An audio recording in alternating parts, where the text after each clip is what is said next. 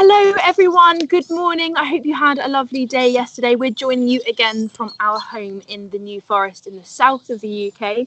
I was up early this morning doing a little bit of reading, looking out my window, of course, because it's breakfast birdwatch at 8:30 with the RSPB. Didn't see very much this morning though. No, it's a bit overcast. There hasn't been as much activity down here, has there? No, not been very much going on. Everything's been a bit quiet. Yeah. Quiet this morning. So not much data to give in to them today. However, there is an amazing tweet that's coming on social media from our friends at Sound Approach. If you are on Twitter, make sure that you go and follow them. What they're doing is they're giving you daily bird song. So yesterday it was woodlark. Woodlark, beautiful song. It's an amazing thing if you want to learn about your bird song and you want to get involved that way. It's a really good thing to go and follow. Lots of cool information. You hear some cool birds. And their Twitter tag is at Sound Approach UK. At Sound Approach UK. Listen to those in the morning. That will certainly cheer you up. Now, today we've got a couple of special guests coming up. We've got Bella Lack, young campaigner, who's going to be telling us a little bit about what she's been doing and also some advice about making a pond. Lindsey Chapman's going to be here as well, answering all of your questions that you've sent in or passing them on to us if we can try and answer them as well. But before we go on, I just want to say, obviously, yesterday we had a few technical difficulties when we were trying to join our friends Laura and Chris Howard down in Somerset. We are making these broadcasts using 3 mobile phones, a couple of stands, a little plug-in microphone, and the wonderful and amazing Fabian Harrison. He's behind the scenes. You always get to see Megan and myself, but there are 3 of us who are doing this, and the brains behind the operation technically is Fabian. He's in his bedroom in Norwich using a new computer today. A new computer. And we splashed out. We've got a new computer with a bit more processing power. So hopefully there'll be less technical hitches, but it's down to Fabian. He's the hero of the piece with this. He is, and you might see a little bit from him later on. So we'll introduce you to Fabian very, very soon, and to actually show you how we're doing this. Yeah, it's pretty basic stuff, but it seems to be working most of the time. So if we do have a technical hitch, give us a break. We put a little camera out on our bird feeder over the last couple of days, and we managed to get a few species coming in. This is one of those little action cameras. One of the things that we've seen still, coming in, not as many as there were even a week ago, are goldfinches.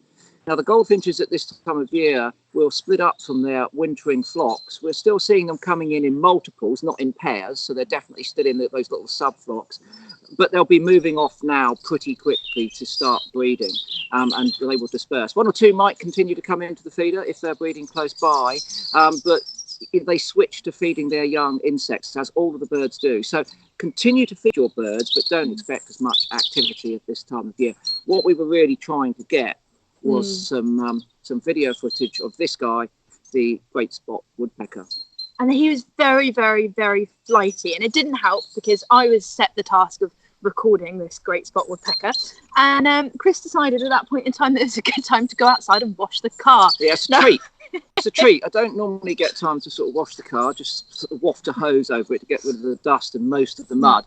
But yeah, I like a bit of therapeutic car washing. Yes, and it's very shiny. It is very shiny. I give you that. The car looked great, but it doesn't so much help when you're trying to film a great spotted woodpecker. But of course, it did come in eventually. Got used to Chris's rambling around outside, and eventually we did get this shot, which I was actually quite pleased with. It wasn't very long, but you get a good view. Yeah, they're very common on our feeders, and they're doing well in the UK in terms of their numbers. They've been increasing, but they're a very striking bird. There's no doubt about that. Very striking indeed.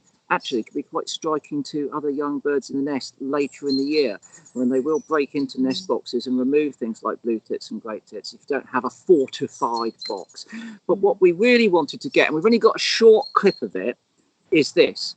This is a marsh tit, and it's very different. You can see it's got that shiny black cap. It's not as brightly coloured as the other tits that we have coming in, the blue tit and the great tit, for instance.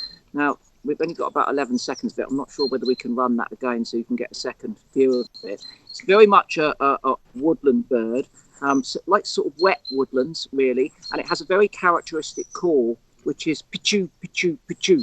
And whilst I was actually washing the car, I was listening to probably another marsh tit making its pichu, pichu, pichu call. So if you're out south, you're going through your social distancing whilst you're out walking, perhaps in a local patch of woodland near you, and it's a little bit wetter and rougher than a park, listen for that very characteristic pichu call at this time of year. They're very cute little birds, aren't they? I think they look quite smart, fluffy. Smart. And certainly the most interesting bird probably that we're getting on. But you've got some siskins as well that have started to come in. We'll try and get some pictures of those as well. Absolutely. Right, on to skull of the day. Now this one is a little bit potentially easier than yesterday's.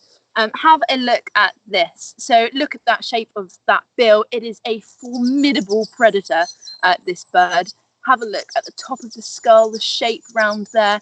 Look at what it might be used for. If you look at the shape, you can see, giving you a bit of a clue now. It's a dagger. It said dagger. I mean, I would not want to be poked with this. Pretty sharp, I can tell you that. So get your answers in, and we will read out who got it right towards the end. I love that skull as well. Yeah, that's gorgeous, a isn't it? really nice piece of. I love this bit at the top. Yeah. Above the eye. That, I mean, just the ridge between the eyes is beautiful. I like touching skulls, just sort of, feeling them, and not much smell left. It's quite meticulously cleaned, but anyway, right, okay, Anyway, stop. I'm going to remove the stop. skull Yeah, for a take minute. that out of the way. Right, let's go to our first guest today. She's a young activist, very vocal on social media, doing great things in terms of animal rights, animal welfare, conservation and environmentalism. It's great to have young people on board. We know that in recent times they've been standing up, making their voices heard and making sure that we listen to those voices when it comes to determining their future. She is the one and only Bella Lack. Over to you, Bella, and there she is in Richmond Park, I think. Morning, Very Bella. close to her house. Good morning, Chris and Megan. Thank you so much for having me, and Fabian as well. And good morning, everyone. I'm coming to you today from an undisclosed hawthorn tree in Richmond Park. And the reason I'm coming from here is because my neighbours have taken a liking to Joey Wicks, so I thought rather birdsong over Joey Wicks this morning. And the birds you'll probably hear behind me are green ringneck parakeets, also known as roseneck parakeets. There are about 30,000 of them in southeast of England, and they sort of make a really raucous chatter, squawking. So you might hear that behind me. No one knows actually how they got here. There are several theories. Some people think that they were released on Carnaby Street in the 1950s by Jimi Hendrix. Some people think that they escaped from a film set of the African Queen, and some people think that they just escaped from damaged aviaries during the Great Storm. But no one knows, but they are invasive. But scientists have said that they're not having any adverse effects on songbird populations as far as we know. Anyway, despite the clamorous parakeets I have heard and seen, other wildlife in the past few weeks and many signs of spring. And I know Chris and Megan asked on the live the other day for signs of spring, and because of sort of the softening of the routine at the moment, I'm spending a lot more time outside. I don't know if it's just me, but I'm noticing and seeing a lot more wildlife. So on Tuesday this week, a dotted bee fly landed. I think Fabian might have a picture. A dotted bee fly landed on the jacket, and that was really symbolic. I thought spring has sprung now. For people who don't know, a dotted bee fly looks very much like a bee, but they have a long proboscis. I've also seen a peppering of butterflies. I've seen brimstones, holly blue, and a grass snake. There's definitely a photo of that. I was walking in Richmond Park, and that was really symbolic of that spring had sprung, because usually grass snakes hibernate until April, and this was a few weeks ago. So in the end of March, I saw this grass snake. And obviously for many of us, spring is sort of when the grey British winter is thawing out. It's when we're seeing the return of migratory birds and flowers blooming, and we're seeing life being renewed, and obviously nesting birds. It's nesting season. And that includes species like robins. So I have a bit of a story, because earlier this week I was cycling to the park. I was coming off the main road, and as I was doing it, I saw a robin flailing around on the ground. So I got off my bike and I watched this robin for a bit to make sure it really was injured. And when I was sure it was, I picked it up and put it in the basket of my bike. And as a disclaimer, you have to make sure if you ever rescue a bird, it's not a fledgling, because usually the parents are around and actually it can cause more harm than good. But the reason I knew that the robin wasn't a fledgling, because it had the characteristic red breast that robins gain when they're about 2 or 3 months old in the partial molt.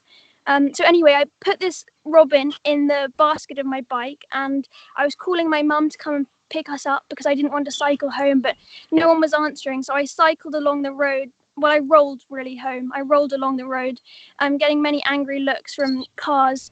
And when I got home, I was looking after this robin, and it made me feel really nostalgic. It reminded me of when I was younger, because I was always rescuing things, whether it was woodlice or snails or beetles or butterflies, whatever I deemed, needed rescuing, I would rescue it. And my parents were really supportive of that until I would sort of create holes in their Tupperware so that the snails could breathe, and then soup would come pouring out at a later date, because it had been used as a snail rehabilitation centre. But it made me feel nostalgic, and it reminded me of how important those experiences were in that really formative period of my life.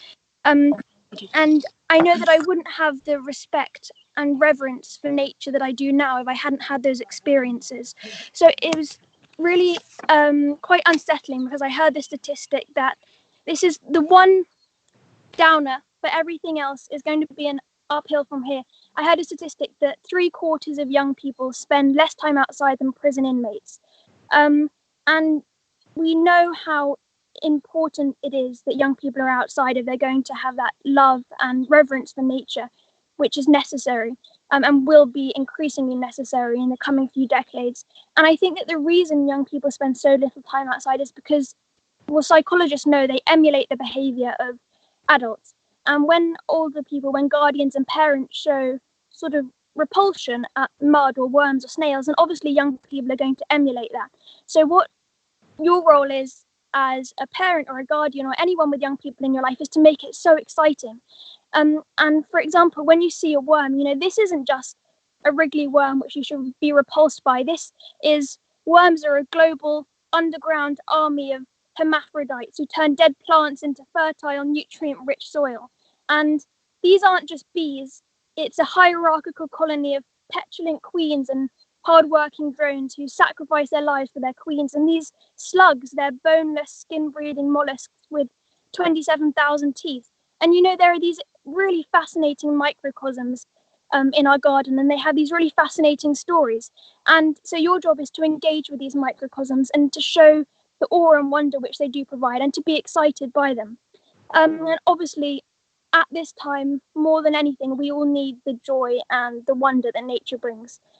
So I'm going to give you a few tips which I think can help you to engage with those microcosms in your garden, and to engage young people as well, the young people in your life. So the first tip I have is make it fun. It sounds quite trite and obvious, but make it, a competition, a game. Who can hear the first migrant bird in the garden? Who can hear the first chiff-chaffs and swallows? And incorporate technology too, because I think we've made nature and technology sparring partners in a way, but we really should be using the power of technology to uncover the wonder of nature. And I have two recommendations. There's the app Pocket Pals, which is like Pokemon Go, but much more informative, and I would say much more worthy of your time. And there's also an app called Chirp, which is bird song. It's identifying bird song, but it also provides quizzes and games, and I'm using it at the moment to try and brush up on my birdsong skills. So I think that's a really great one. The next is make it educational, informative, and allow nature to be the teacher. So I have some book recommendations. Firstly, The Lost Words. If you haven't read this, by Robert Macfarlane, if you haven't read this, read it, because it's sort of the closest substitute to being in nature without actually being in nature. It's designed to be so large because Robert and Jackie Morris wanted you to feel like you were sort of being absorbed by the spells, what they call them spells in the book, and it really consumes you as you read it. And I know Chris mentioned it the other day, but I think it's worthy of another mention. Dara's book, Diary of a Nut. By the way, yes, I did lug all these books to the undisclosed hawthorn tree. Diary of a Young Naturalist, and A Short Philosophy of Birds, philosophical but also very based around nature, and a really, really great read. And then in the evening when you're watching documentaries and films, make them nature-based. Use that time as an educational time as well. So I recommend Chasing Coral or Jane, which has just come out on National Geographic, or Our Planet, or even Night on Earth on Netflix. They're all really great films and documentaries. And the last tip is make it active and participatory, not passive. because everyone knows young people need to be hands-on. It needs to be crafty and engaging. So make a birdhouse like Chris and Megan showed you the other day. Make a wormery or an ant formicarium or a moth trap or even a pond. And I do have a video in a moment. I'm sorry, I know Chris showed you yesterday, but this is a reinforcement, or it could be a competition. Who made the best pond? But before I show you that video, I just want to read you this quote, which I found in a book I'm reading at the moment, by a really great American journalist called Richard Louv. And he says, "Passion is lifted from the earth itself by the muddy hands of the young. It travels along grass-stained sleeves to the heart. If we're going to save environmentalism and the environment, we must also save an endangered indicator species, the child in nature." I think that's a really poignant quote. And with that, let's see how to make a pond. In the last century, almost 70% of ponds have been lost from the British countryside, meaning now, more than ever, ponds and water features are incredibly important for our wildlife. If you have a pond in a pot, like we're going to make in a moment, you're probably not going to be getting grey herons in your pond, but you could definitely have a thriving community of mayflies, caddisflies, damselflies, dragonflies, pond skaters, snails, water beetles, and even frogs, toads, and newts. And not only are these ponds important habitats for wildlife, but they also teach young people about biodiversity, about different ecosystems, and they foster that naturalist's curiosity and sense of exploration. So now I'm going to be showing you how you can make your own pond in a pot, and we don't have much time, so we better get started. You can use any type of recycled container as long as it's watertight and frost resistant.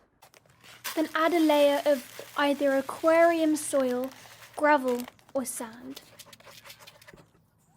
Now add a combination of rocks and pots to create hiding holes and varying depths in your pond.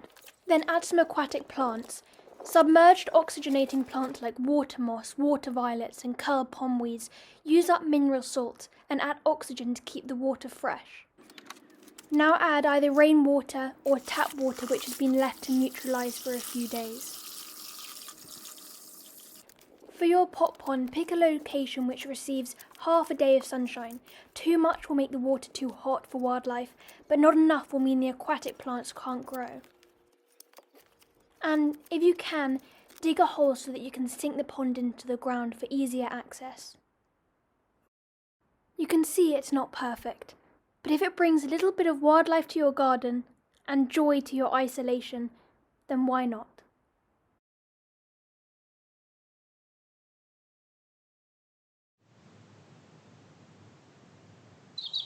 Isn't she fantastic? Yeah. I absolutely love Bella so much. She's an inspiration to me every single day. Yeah. She's a really strong advocate for wildlife, and what an amazing thing. She said some really important points. Get Very hands-on, important get points. active, and make it fun. The quote at the end was very poignant, as she said. Do you know what?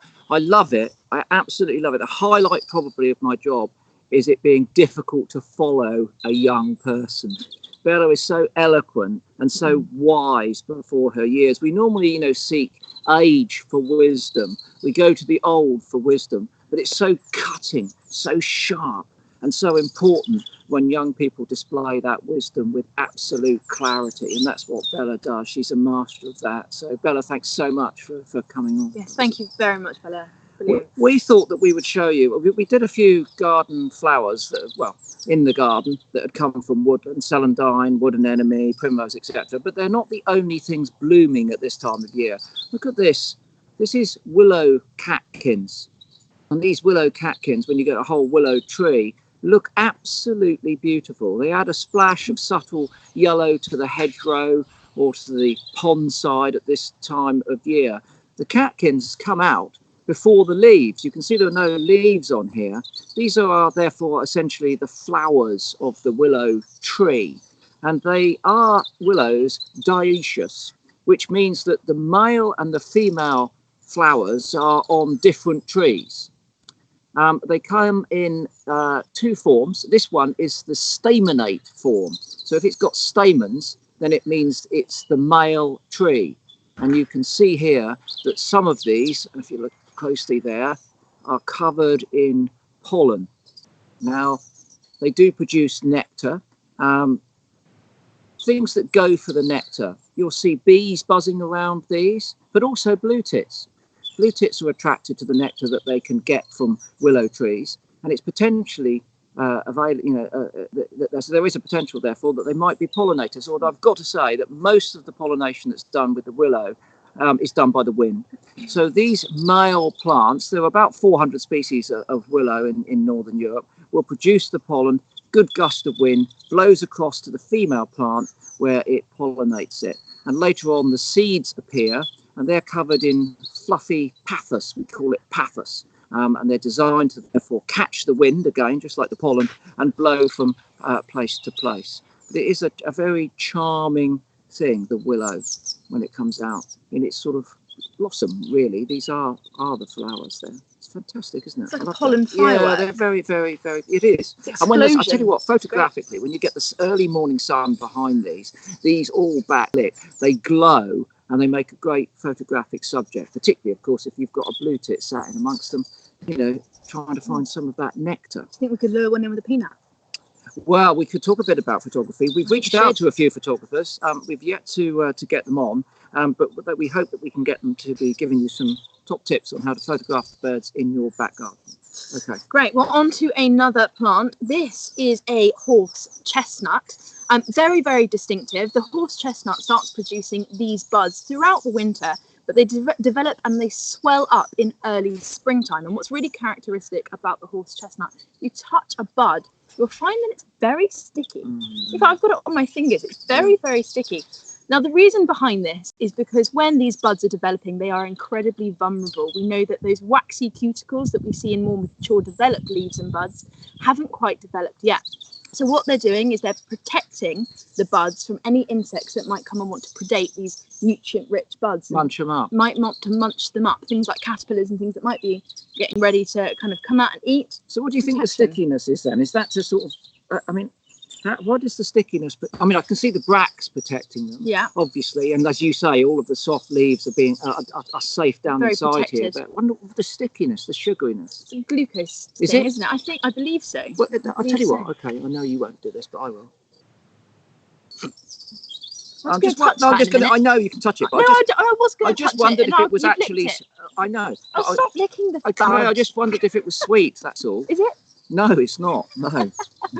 Right. Well, another thing about horse chestnut, which is really distinctive, and why they're called horse chestnuts, we believe. I'm going to get up close and show you this. Have a look. Can you see the scarring there? So this scarring is actually from previous buds and branches from previous years. And what it looks like is an inverted horseshoe. Let me show you again. You might be able to see on there the dots in the horseshoe, like the nails of a horseshoe would actually be. So those dots are actually the scarring from the xylem tissue. Xylem tissue is also very important for the structural integrity of the plant, but also providing nutrients and water up to the leaves and buds. So you can see, look at that, the evidence of the xylem. How cool is that? I didn't know that. Yeah, I didn't know why they were called horse chestnut. I'd seen those scars there before. They're characteristic, as you say, of the species, but I had no idea that's how they got their name. And of course, we get conkers as well from this tree, and conkers were actually fed to horses once because they thought it helped cure horse coughing. Horse cough. Horse cough, exactly. So I'm not sure. I don't think it does work, but that's what they used to be called. So that's why they're called horse nuts. Fantastic. Chestnut. Also, if you have them around you, it's a good time for fruit trees. Some of the cherry trees are already in blossom, as are apple trees. This is apple blossom that I've got here from one of the fruit trees that we planted in the garden. Great things to plant in the garden, produce all this blossom in the springtime, good for bumblebees, particularly as they're out early in the year, perhaps in advance of those honeybees. And then, of course, they produce fruit later in the year, which you can either eat yourself or you can leave on the ground for things like redwings and blackbirds to eat in the wintertime. The flowers occur in little clusters of maybe 5 or 6 blooms called cymes, C-Y-M-E. And within each cyme, there is something called a king flower. And that flower is bigger than the others. And if it's pollinated, it produces bigger fruit. This is a sort of security device in the plant to ensure that it puts most of its resources into that one flower and then into that one fruit, as it were. Very delicate little blooms, 5 petals. They start sometimes with a pinkish hue to them, and that disappears over a period of time. Now, we do have natural crab apples in the UK, but all of the other apples are descendants of a tree that came from trees that came from Kazakhstan. So the apples, the cultivars, about 7,500 different types of cultivar apple that we have, all originated in Central Asia, in Kazakhstan. Apples, of course, very important crop for humans. 83 million tons of apple are grown every year, harvested every year, half of them in China. What else can I tell you about? Well, yeah, apple in the 14th century was a term that was used to name any type of fruit. So any type of fruit, they just basically called it an apple. What do you think the apple of paradise was? What's the modern name for apple of paradise, 14th century? I've got no idea. Are we talking some kind of fruit? Yeah, it's a fruit, because all the fruits were called paradise. apples. Apple I of paradise. would say a mango. No. Very exotic. Close-ish. Banana. Banana. Yeah, the apple of paradise. That's what they used to call the banana. Really? The apple of I wouldn't have guessed that. Yeah. What about It's not that? very, I don't know. One other thing I remember reading about apples, which is a little odd, is that when they sequenced the genome of apples, they found that there were about 57,000 genes in it. 57,000. Wow. How many genes do you think in the human genome? 30,000. There were more genes in the apple than the human. Now, I'm not a geneticist. I'm not entirely sure why that is. I shall have to look it up and maybe get back to you tomorrow. That has blown my mind. Yeah. That is insane. I still love apple of paradise. That's I'm incredible. never going to look at a banana in the same way again. I don't like looking at bananas anyway because I don't eat them. No, I'm not a fan of banana. I'm not a fan of banana. Anyway, so this is the blackthorn blossom. It looks quite similar to your apple one over here. However, the flowers are much smaller, so they're easily identified this way. So this blossom actually grows in kind of a shrub, a dense shrub that can be used as a really good hedge. And what happens is it's called blackthorn because of the dark colouring of the bark. And these branches will grow and intertwine and make a really dense shrub. Really is good for nesting birds. So you'll get things like robins and wrens coming in to nest. And it's got lots of thorns as well, so it's really, really well protected. The interesting thing about these flowers is that they are hermaphrodites. So each flower has both male and female reproductive parts, which is really interesting. But my favourite thing about this is that, of course, the berries we get from it are called sloe. And what do we get from sloe berries? Well, let me show you. We get sloe gin. It's your gin fetish. It's my gin fetish. Of course, I had to bring it in, didn't I? So, of course, you can collect these berries. They are very bitter. So what you might want to do is mix it with a little bit of sugar, put it in gin. You want to invert the bottle a few times. On average, it's every day for the first week, and then it's every 2 weeks, and then it's every couple of weeks. I'm getting confused by all my inverting of gins, but it's something you could do. It's because you drank too much gin, that's why. Perhaps we could do it when this starts producing. I haven't made the sloe gin for ages, but that little bottle you've got there was given to me by Di, the makeup lady on Springwatch, who makes sloe gin every year. Maybe we should try this tonight. And if you have any recipes for sloe gin, do send them in to us, because that will keep us occupied, won't it? Yeah, well, it will do in the autumn when the fruits come out. Yeah, it will do in the autumn. So let's go to our next guest now. Lindsey Chapman has been trawling through all of our social media feeds, looking for your contributions and questions. Lindsey, good morning to you. What are they? Well, I have to tell you, first of all, Chris, that I have had to migrate inside because I've got a lot of very dodgy cables linking me to you this morning, and it's raining in Manchester. All week you've been balanced on this lovely book, Henry VIII and the Reformation, but now you're on the complete works of Shakespeare because I've had to lift you up. So it's all changed here. Anyway, very, very busy this morning. The social channels are moving so fast now that I've got Kate helping me as well. Well, she's been here all week in the background because I can't keep up. So many of you getting in touch, which is wonderful, all around the country, Cheshire, Scarborough, Cornwall. Apparently there's snowfall in Caithness as well. So it's a real mix. On trees this morning, Jane's been studying trees. She's been watching the buds and sort of making lists of the timings. I'm going to tweet. She's put a picture together. It's really interesting. People watching what you've been talking about and that development of the buds through spring. Also, Lizzie's been on and she says, did you know Vikings used to crush up conkers to wash their hair? If you squish them and add them to water, they make a soapy froth. Have you heard of that? Interesting. No. I do remember washing conkers though as a kid, because when we used to play conkers in the old days, we used to try and do anything we could to make the conker stronger. So there was a rumour that went round the school that if you pickled them in vinegar, that made them, or you baked them in the oven, and every boy would try and get the strongest, toughest conker. So I do remember washing them and it being a little bit greasy.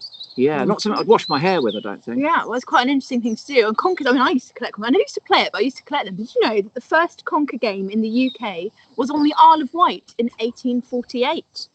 Fascinating. I did not know that, Megan. No, I'm lying. Of course I didn't.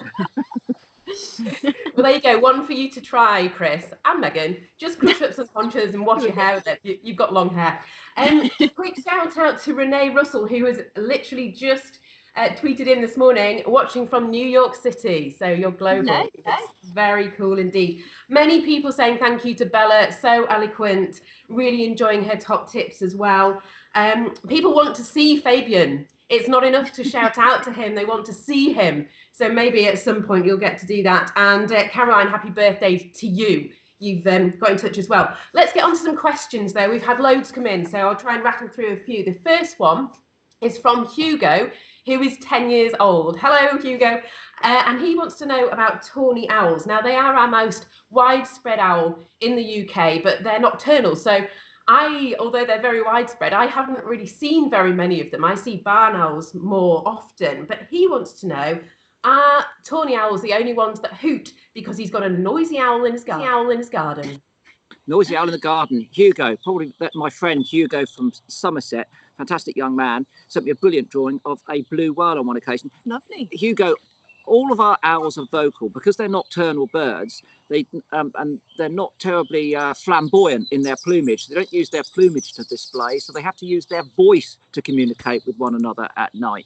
So in terms of a hoot in the UK, it really is only the tawny owls that produce that hoot. All of the other owls are vocal. Barn owls produce sort of cat-like screeching calls. Little owls have got a wide vocabulary as well. Young long-eared owls sound like a squeaky gate.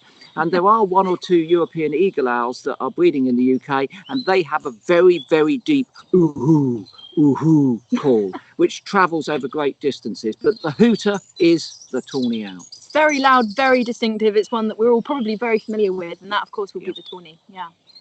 Do they female call to each other? Because I understand that the female goes quick and the male goes ooh. Correct. Yeah, they duet. It's not one bird going twit twoo. No, it's something that starts off earlier. They will stop doing that now. That's before they start breeding. Now they'll be going in and making those nests and laying their eggs. So we won't be hearing that twit twoo sound so much anymore. But absolutely, that is a duet between a male and female, and you'll hear that. I don't know, late February potentially. Yeah, over Christmas they start. They start getting vocal then. Yeah. We have them on top of the roof doing that, and it's quite fun at night time. Yeah, it drives the dogs barking. It does. Drives us barking. But it's great. I think Hugo would like to see the male and female to each other. So Megan and Chris. Okay, go on then. Woo! No, you're the female. Quick. Quick. Can't do that. Go on. What? Quick. Woo! Yeah. Anything to satisfy anything to satisfy our young followers. A big smile. Moving on. Bird calls and no, so Marilyn got in touch. Marilyn Hopley, and she's taken some footage of a gold crest. And this is going back to what you talked about the other day, where many of our garden birds at this time of year will see themselves in a mirror or a bit of glass, and they'll attack it because they think it's another bird trying to push them out of their territory during the breeding season. It's a great little piece of footage, but the question is, how can you tell the difference between a firecrest and a gold crest, because they look quite similar? They do, except that the firecrest has a distinctive dark black. So the gold crest has a more open face.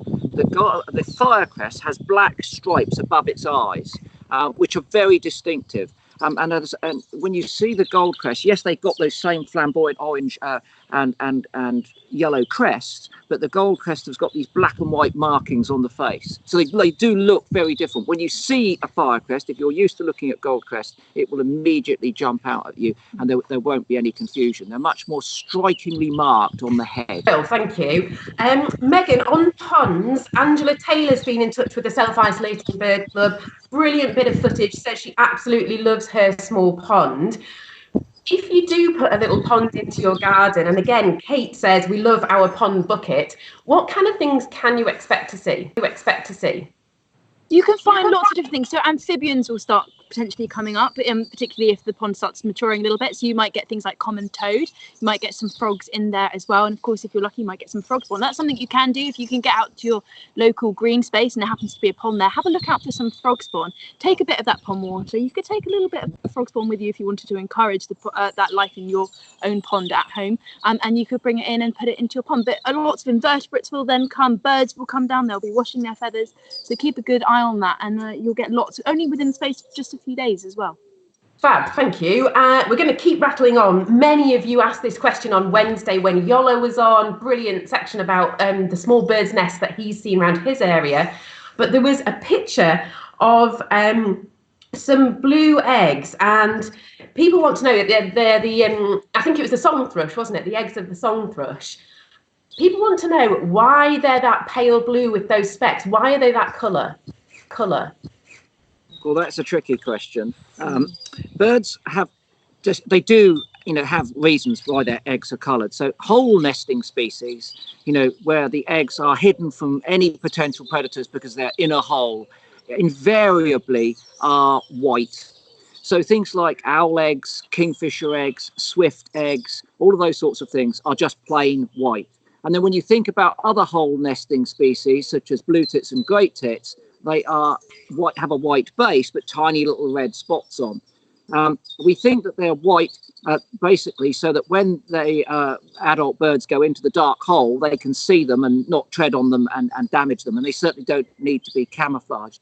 Other eggs which are laid right out in the open and are left in the open, things like nightjar or some of the wading birds, because the adult female has to go off and feed, can be very, very well camouflaged. Think of tern eggs on the beach. They look like little stones.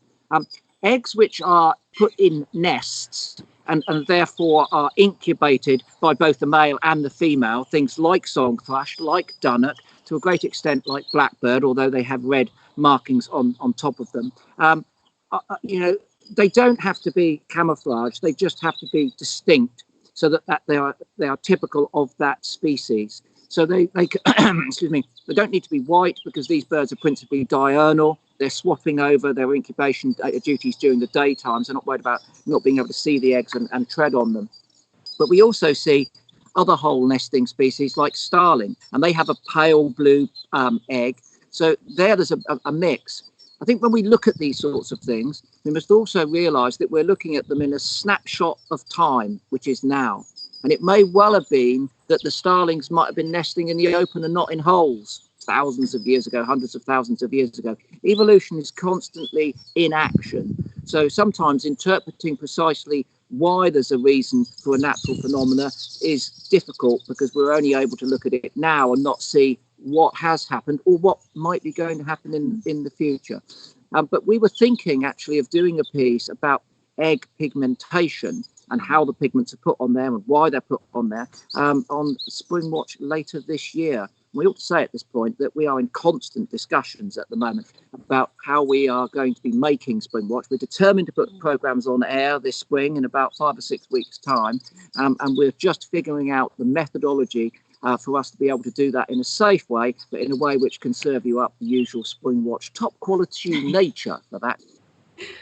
Brilliant. It's absolutely fascinating, isn't it, about the pigmentation? Thank you very much indeed. On what you should put on Spring Watch, many people saying, well, this programme actually, but they're also saying They're also saying, Helen particularly says, she wants to know how to identify brown birds in the garden, and that might be something that we can cover on this programme because it can be quite difficult to tell them apart. They can look quite similar.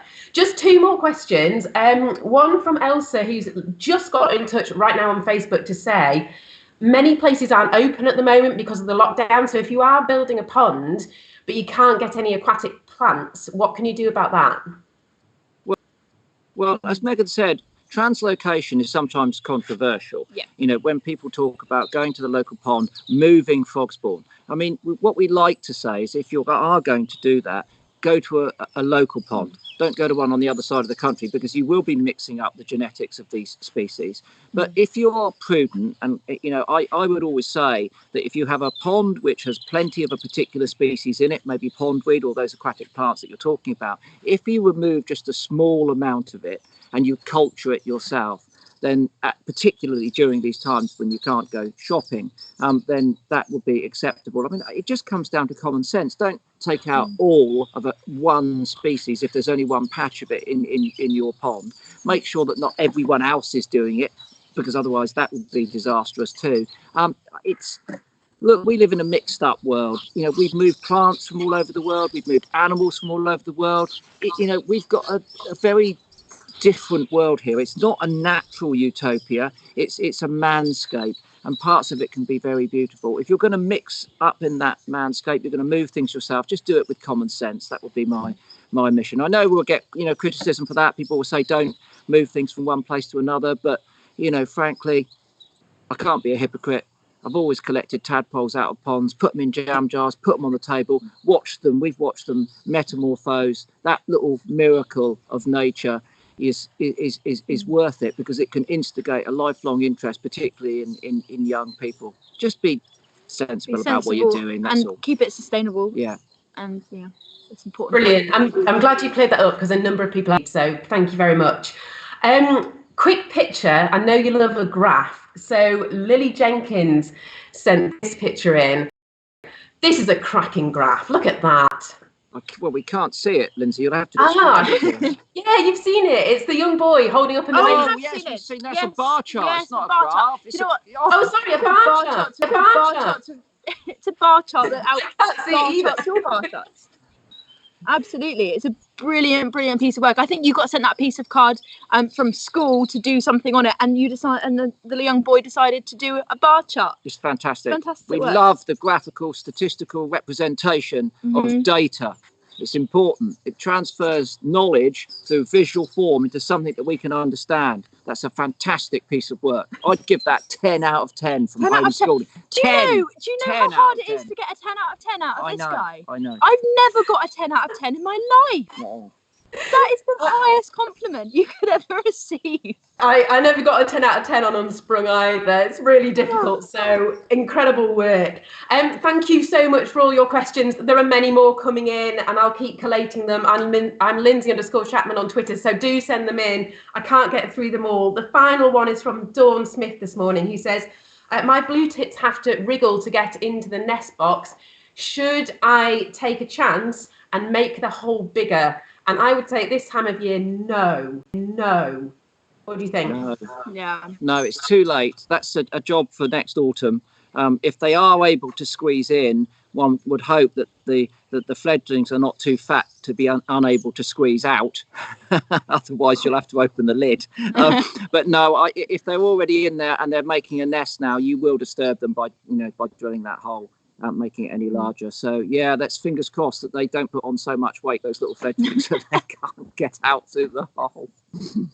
Lindsay, Brilliant. Thanks ever so much for all of your contribution. Do keep sending things to Lindsay. She'll have a look through and find things like that remarkable bar chart. Now, if you've been watching this week, we've been speaking quite candidly and frankly about our self-isolating habits here. I've been trying to get Megan to do a little bit more washing up. She's been trying to get me to do a bit of cooking. So I have actually been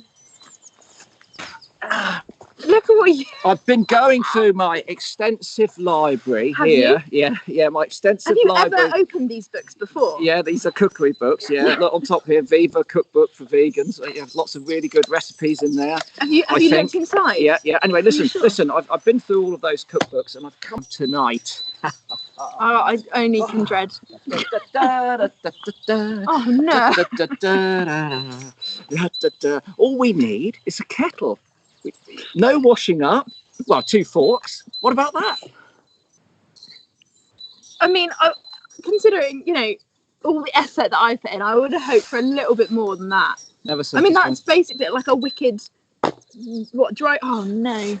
Noodles, you love noodles. I like noodles, but they've got to be done properly. Look at this one, this is my favourite one. Mastering the microwave. This one's well thumbed, I can tell you. We got a couple more pictures that have been sent in. What about this one? Where's this one? Andy Green.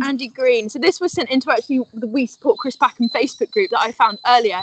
It's of an Inca dove that has made a nest in a wing mirror of a car. Now, I'm not exactly sure when or where this photo was taken. I haven't got that information, but I thought it was just beautiful. It shows that nature is really opportunistic, and it will take opportunities as and when it can. And obviously, this bird has found a good nest site to hustle down in and lay its eggs safely. I think it's quite an interesting bird. Cars are like ours, a bit static at the moment. You never know. And sometimes they build them under the bonnet. Robin's nest has been found under the bonnet of a car that's been laid up for a little while. Actually, we better do Skull of the Day before we finish. Better do Skull of the Day. So lots of people did this really, really well. So on Facebook, we've got Catherine, Beth, Lily, Lorna, Elaine, Donna, Rick, Paula, Mark. On Twitter, Michelle, Jim, JJ, Darren. On YouTube, Shane, you've been getting all these right recently. Well done. Lucy, hey, and David. So well done to everyone who got this right. This is, of course, the skull of a grey heron. Very distinctive with that long pointy bill like this. I'm a big fan of grey herons. I think they're gorgeous birds. Adults can reach 1 metre tall. You'll see them around different water reservoirs, and they'll be predominantly hunting their prey, and they hunt really interestingly. So they've got binocular vision. You can have a look how big those eye capsules are there. So they've got quite good eyesight. So they'll hunt in 2 different methods. So one time you might see them standing dead still, and they could stand still for hours. And because they've got this binocular vision that allows them to see, this big image, singular image, what they'll do is they'll look down, they'll have their neck very straight, and it allows them to see over a large surface area of the water, so they can pinpoint exactly where that prey is. And then what they'll do is they'll use this bill to suddenly strike the prey, grab it. If it's a small fish, they'll swallow it whole straight then and there. If it's something like an eel, something a little bit larger, potentially a crustacean, it will take it to the bank, might thrash it on a stone a little bit and stab it with its beak. The other method of hunting that they do is they have a very, very flexible neck, and you can often see it retracted in an S-like shape.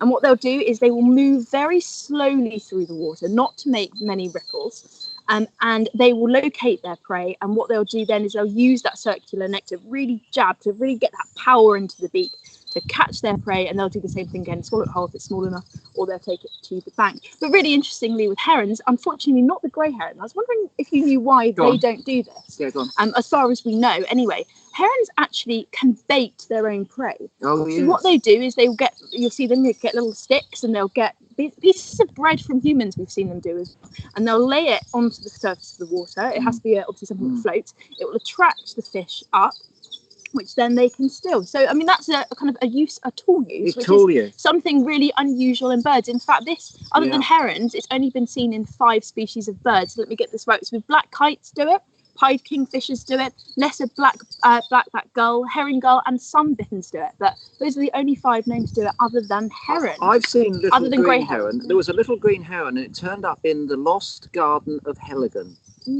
down in the West Country, and someone filmed it holding a spider, catching a spider, not killing it, holding it alive so it was wriggling over the water, and when fish came up, it dropped the spider and grabbed the fish. You'd probably be able to find that if you looked on YouTube.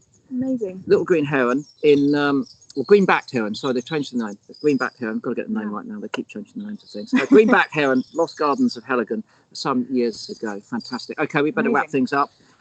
We've also found this fantastic sketch by Darren Woodhead. He's done all of the garden birds on one plate here. Fantastic sparrows we've got there. He snuck a peregrine falcon into it there in the background. He said that was towards the end of the day, and I think it flew past, so he had to right. So fair dues. I was a bit more peregrine action over there. You'll find that on Darren Woodhead's Twitter. Another Darren will be joining us tomorrow, Darren Rees. He was on last week offering top tips on how to draw the birds on your feeders. I think tomorrow he's going to be telling us about how to draw birds in flight, which sounds really difficult, I know, but he's got a fantastic device which makes it really simple. So do join us tomorrow when Darren Rees will be on.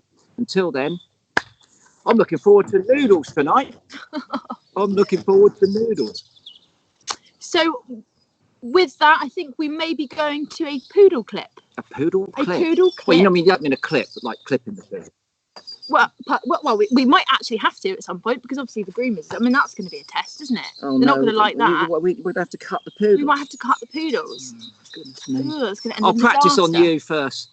Don't want to ruin the poodle's haircut. I'll practice on you first. Let's leave you with some slow-mo poodles. Goodbye. Goodbye. Bye.